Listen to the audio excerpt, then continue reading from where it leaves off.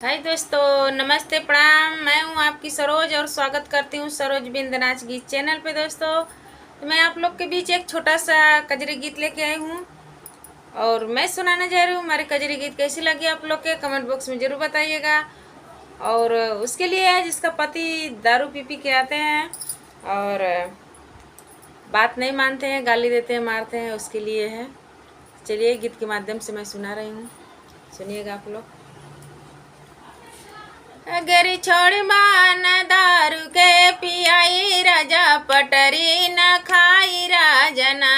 अगर छोड़बा न दारू के पियाई राजा पटरी न खाई राजना। अगर छोड़बा न दारू के पियाई राजा पटरी न खाई राजना।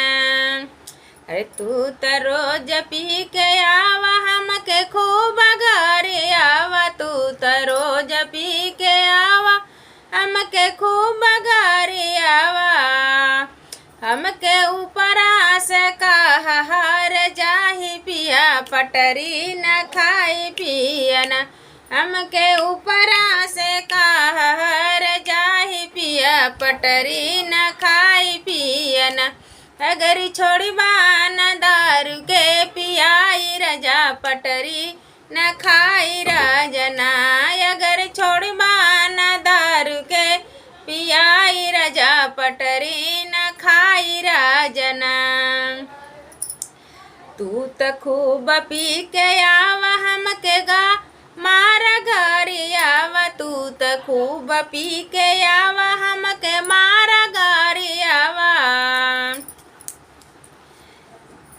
हमके घरवा से देला निकाल पिया पटरी न खाई पियना।